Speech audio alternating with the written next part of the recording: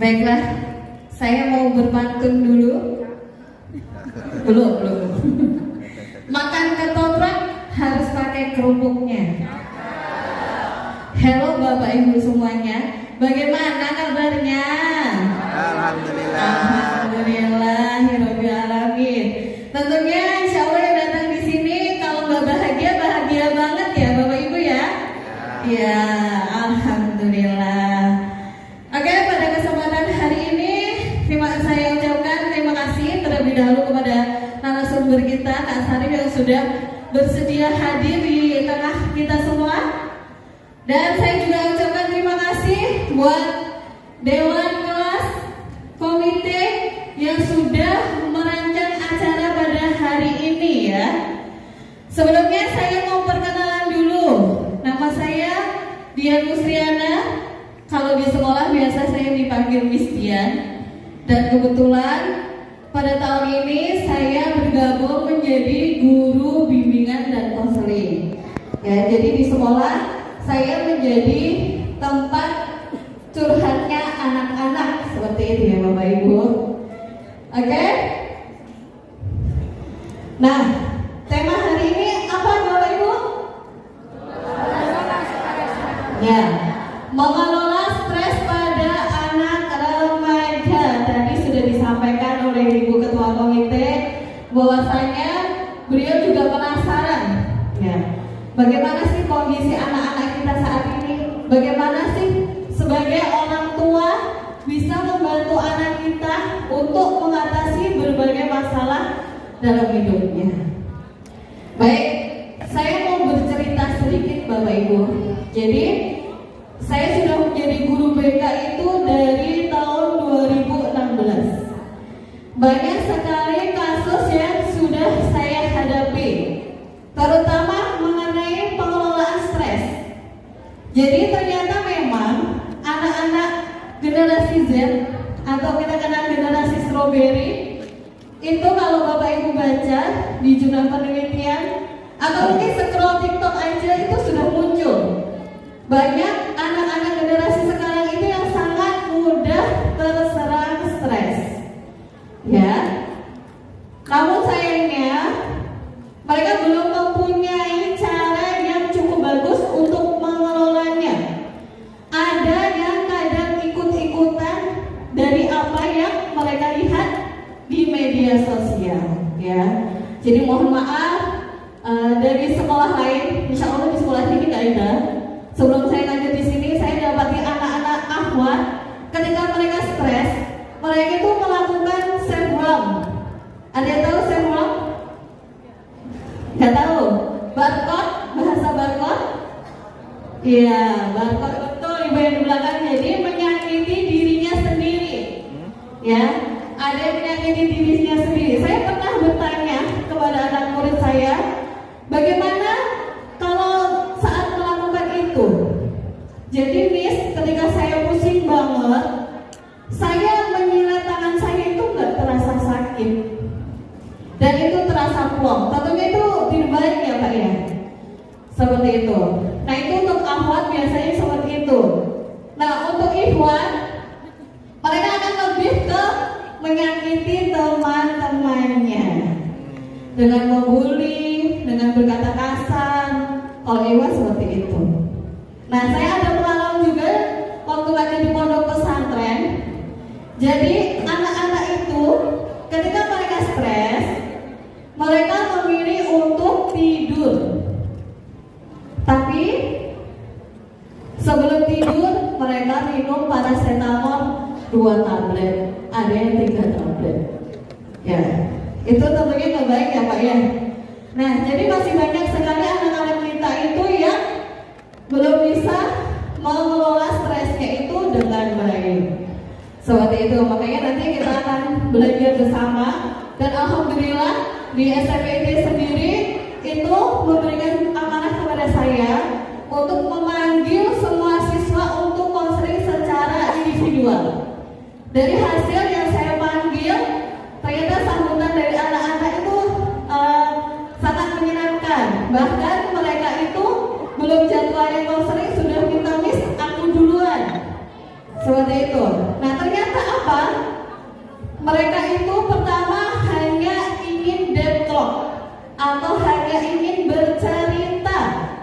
Ya, yang kedua, hanya ingin mendapatkan pendengar yang baik, mendapatkan perhatian dari kita. Ya, ternyata memang sangat banyak sekali anak-anak yang butuh untuk didengarkan juga. Nah, sisanya nanti bisa kita selipkan nasihat-nasihat. Oke, dan seperti kalian bersambut, jadi di sekolah kita juga membantu anak-anak Bapak Ibu semua untuk bisa bagaimana perkembangan secara pribadinya, sosialnya, belajarnya dan juga karirnya berjalan dengan lancar. Jadi di rumah juga akan dibekali bagaimana nanti kemampuan orang tua untuk mengelola stres pada anaknya, ya. Jadi ketika di rumah juga nyaman, insya Allah nanti dimanapun juga akan nyaman. Seperti itu ya Pak ya. Oke, sepertinya sudah cukup. Mari kita langsung saja ya Pak. Langsung saja kita sambut pemateri kita, Kak Sari.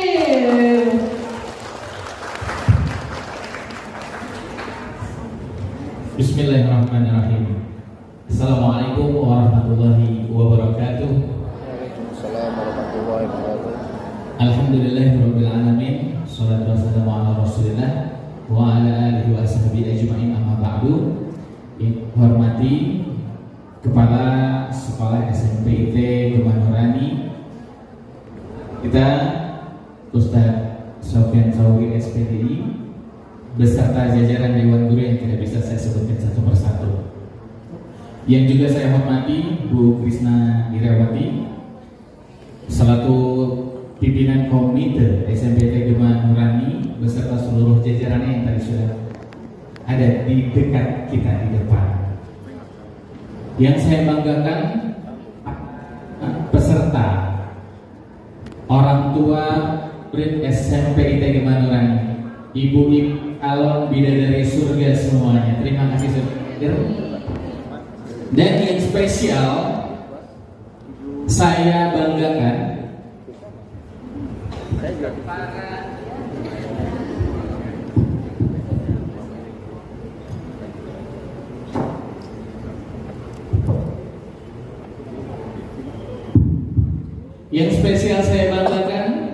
para ayah. Terima kasih sudah hadir menemani saya. Di sini sekitar ada 1.800 ayah yang hadir. Tepuk tangan dulu dong Bu. Terima kasih ayah, salam hormat. Terima kasih sudah menemani saya. Biasanya kalau di setiap seminar parenting, saya berdiri seperti seolah-olah berada pada arisan ibu-ibu. Tapi hari ini terima kasih ada ayah-ayah yang sudah menemani saya. Terima kasih ayah. Ayah hari ini dipaksa apa terpaksa? Ya, terpaksa. Ya Allah, jujur banget ya. Baik, ayah bunda, hari ini tema kita adalah peran orang tua melatih skill surviving stress remaja. Bapak-bapak, ibu-ibu sekarang lagi stres atau baik-baik aja? Hah? Ada yang lagi stres? Ada ya, jujur banget. Baik, biar bapak ibu gak stres, saya minta bapak ibu untuk mencari pasangan dalam waktu 5 detik. Gak usah jauh-jauh bapak ibu yang di sebelah kita, ya, cari pasangan yang di sebelah kita. Silahkan, kalau udah ketemu, ibu bapak boleh berdiri pasangannya, boleh di samping kanan kiri, boleh di depan dan di belakang. Ya, karena bertiga biasanya kalau yang berdua itu kanan kiri, yang satu lagi genap berarti depan belakang. Silahkan bapak ibu. Saya kasih waktu 5 detik aja ya. Bu, belum bu. Belum mulai. Baik. Dalam waktu 5 detik bapak ibu sudah menemukan pasangan. Kalau sudah ketemu pasangannya, silakan bapak dan ibu berdiri dan berhadapan. Masya Allah, belum boy. Mulai dari sekarang, silakan. 1, 2, 3, 4, 5. Oke, baik. Bapak ibu sudah ketemu pasangannya? Ya. Bapak ibu boleh bantu saya untuk lebih kompak lagi ya. Sudah ketemu pasangannya? Ya. Oke, kalau yang belum Bu, cari Bu, pasangan Bu. Angkat tangan, siapa yang belum? Ayo cari. Baik, kalau sudah ketemu Pak, ya boleh mungkin dengan Ustadz atau Ustazah dari komite atau dari guru-guru yang bisa membantu ada yang belum dapat pasangan. Kalau belum dapat pasangan juga Pak, boleh bertiga aja melihat aja yang selalu jadi wasit. Oke, baik, silakan kalau yang sudah dapat pasangan, udah pada kenal belum sama pasangannya? Ya kalau belum kenalan tuh. Silakan kenalan. Dan kalau sudah kenal, Bapak Ibu silakan menentukan siapa yang mau jadi Tom, siapa yang mau jadi Jerry di antara berdua. Silakan. Tom atau Jerry? Berarti bagian yang Sudah? Halo, sudah? Bu, Pak, sudah? Baik, kalau sudah, Bapak Ibu silakan tangan kanannya dijulurkan ke depan Tom ataupun Jerry, tapi tidak kena. Ada jarak 1 jengkal, seperti orang mau bersalaman, Bu. Jadi gini telapaknya berhadapan. Nah, oke. Bukan jauh-jauhan Bu, berhadapan. Nah, oke. Siap. Oke. Ibu Bapak, cara mainnya adalah kalau saya bilang Tom, berarti Tom mukul tangan Jerry sekeras-kerasnya ya Pak. Bu. Oke. Tapi kalau saya bilang Jerry, maka yang bertugas memukul adalah Jerry memukul tangan Tom sekeras-kerasnya. Oke, bisa Bapak Ibu? Oke. Saya Jerry. Iya. Ada pertanyaan? Boleh menghindar? Boleh. Masa pasrah? Oh, boleh. Boleh menghindar Pak, tuh ke atas atau ke bawah? Boleh. Oke, kita coba ya. Oke, kita coba. Siap-siap. Konsentrasi Bapak Ibu, saya akan sebutkan random dalam hitungan ketiga. 1, 2, Jerry. Oke. Baik, Bapak Ibu, tadi saya bilang Jerry, berarti siapa yang menepuk tangan? Jerry menepuk tangan Tom. Kalau Jerry berhasil menyentuh tangan Tom, berarti Jerry dapat skor 1. Tapi kalau gagal, Tom berhasil menghindar, berarti Tom yang dapat skor 1. Jadi kalau yang mukul, siapapun yang mukul, misalnya saya bilang Tom berhasil kena tangannya Jerry, berarti dapat skor. Tapi kalau Jerry berhasil menghindar, Jerry yang dapat skor, Tom tidak. Bisa? Oke, kita akan main 5 ronde Bapak Ibu. Ya, tadi baru percobaan. Oke, konsentrasi, cepat. Oke, ronde pertama, konsentrasi. 1, silakan tangannya Bu, tangannya Bu. 2, Tom. Oke, dihitung ya. 1-0. Ronde kedua. Siap-siap. Ronde kedua, siap. 1-0 ya, Bapak Ibu ingat-ingat skornya. Belajar menjadi lagi nih. Siap-siap. 1, 2, Tom. Oke. Berapa kosong? Oke, ada yang 2-0, ada yang 1 sama. Ronde ketiga, ayo Bapak Ibu kejar ketertinggalan. Ronde ketiga. Jerry nih. Siap. Posisi tangan silakan. 1, 2, Jerry. Berapa skor? 2-1. Oke, baik. Ada yang 3-0. Waduh. Ronde keempat. Ayo yang 3-0 minimal jangan kosong-kosong banget ya. Ronde keempat Bu Pak. Siap-siap. 1, 2, Jerry. Berapa skornya? 2-2. 3-1. Ya Allah, lebat masuk. Ronde terakhir. Jerry. Ronde kelima Bapak Ibu. Siap-siap. Ini yang kalah nanti naktir makan siang yang mana? Enggak jadi. Oke, baik. Ronde kelima, siap-siap. Terakhir. 1, 2, Jerry. Oke, beri tangan buat kita semuanya.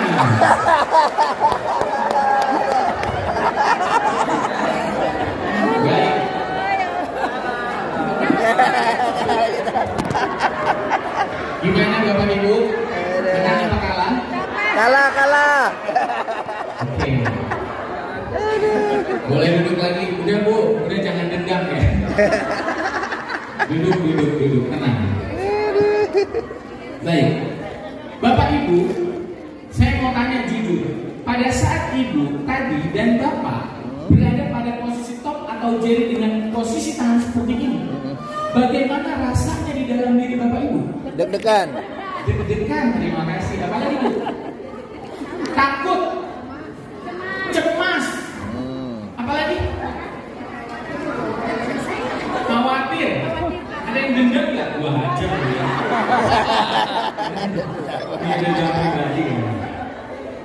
Bapak Ibu, rata-rata pada saat bermain Tom and Jerry tadi, pertama, Bapak Ibu tadi sudah menampilkan perasaan-perasaan yang terjadi pada remaja kita.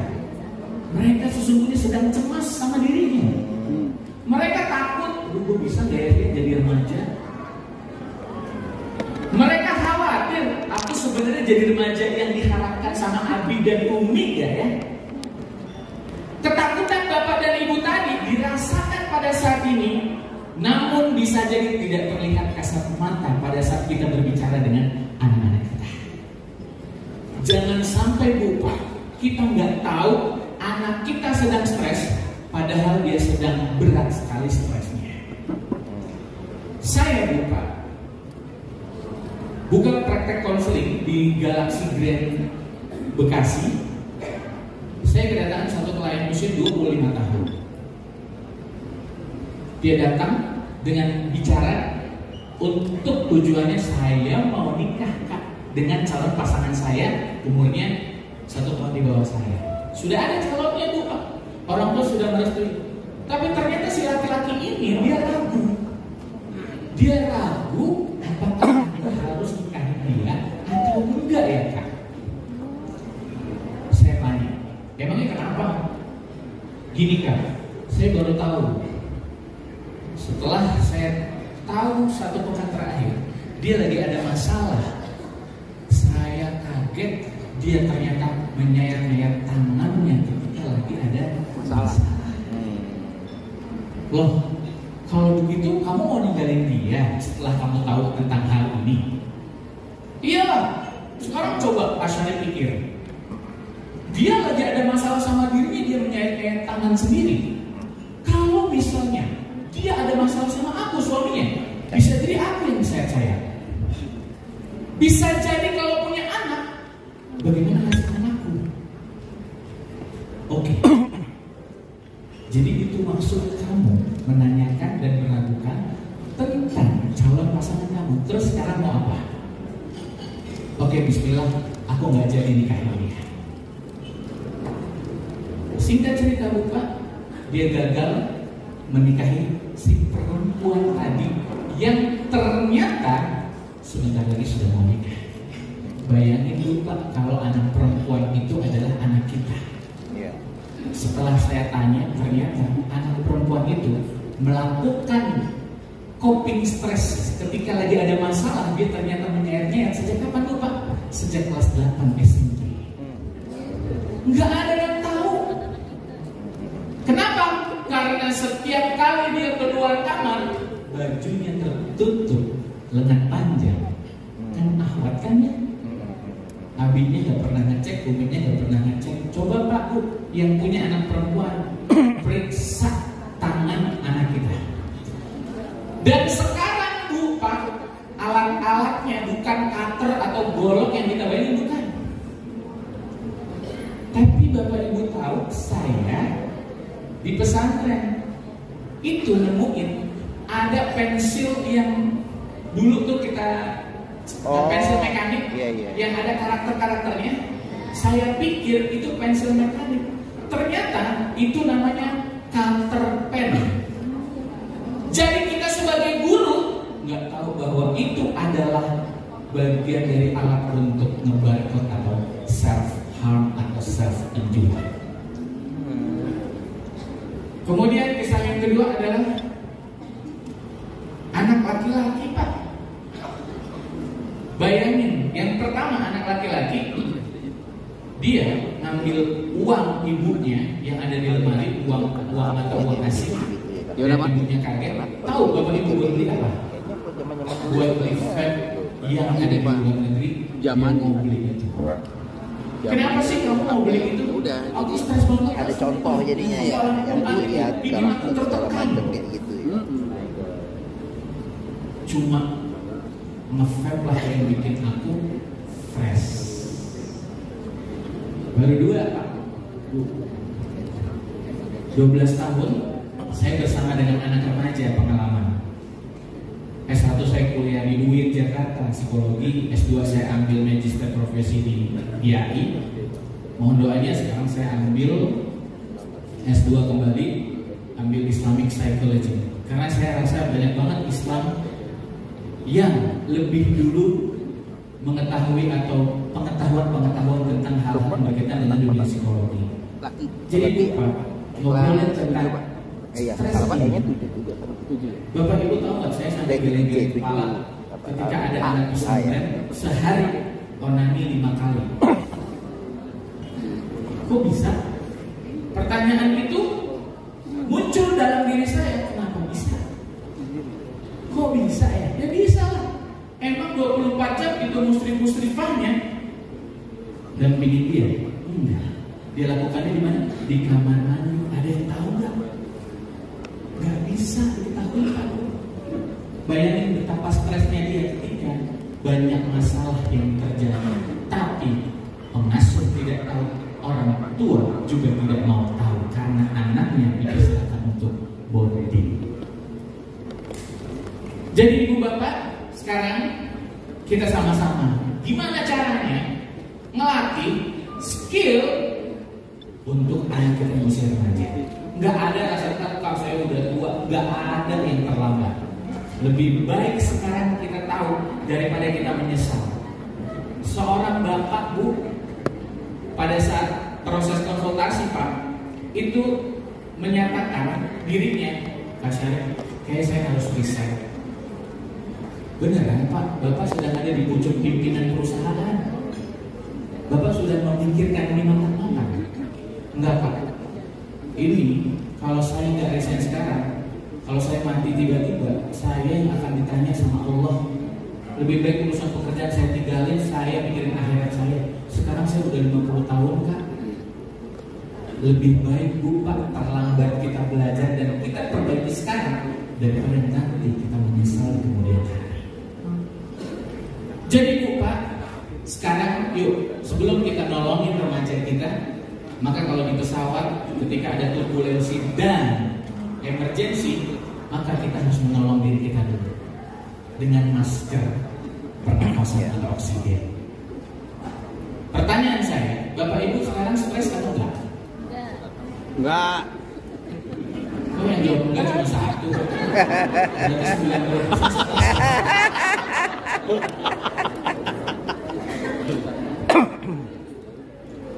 Pertanyaannya saya ganti. Ibu Bapak pernah stres nggak? Pernah. Gitu lah, normal berarti. Soalnya kalau orang yang nggak stres berarti kemungkinan satu, orang gila. Iya itu nggak ada stres tuh. Orang gila mau masalahnya seberat apa, dia nggak mikirin. Ketawa-ketawa aja. Dia ketawa aja Pak. Jadi artinya setiap kita punya masalah. Nah sekarang kalau Bapak Ibu bingung, saya stres nggak sih sekarang gitu ya, saya bantu Bu Pak. Jadi kita mau bantu Bapak Ibu kalau ditanya Bu, Bapak Ibu apa kabar? Baik-baik, padahal di dalam dirinya punya masalah. Kita nggak tahu. Baik, sekarang Bapak Ibu saya ajak untuk menghitung selama 30 detik. Ya, saya akan bilang mulai. Bapak Ibu menghitung nafasnya. Ibu bisa nafas Bapak? Bisa. Jadi cara menghitung nafas adalah tarik nafas dalam-dalam, kemudian keluar, berarti itu dihitung 1. Oke? Nanti Bu Pak, hasilnya tolong diingat-ingat pada saat 30 detik itu. Oke? Paham? Oke. Nggak usah ditahan-tahan nafasnya ya. Normal ya. Nggak usah dicepet-cepetin, tenang-tenang. Nggak usah. Biasa aja. Seperti tidak ada apapun. Siap Bu Pak?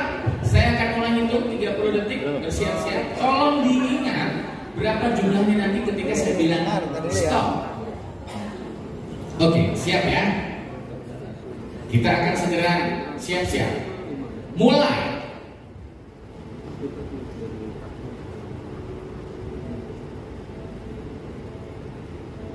Oke, biasa aja, nggak usah ditahan, nggak usah di ngahin, nggak apa-apa. Sambil tengok kanan kiri, nggak apa-apa Bu Pak, nggak usah tegang. Biasa aja, boleh sambil menikmati kondisi ruangan ini. Baik.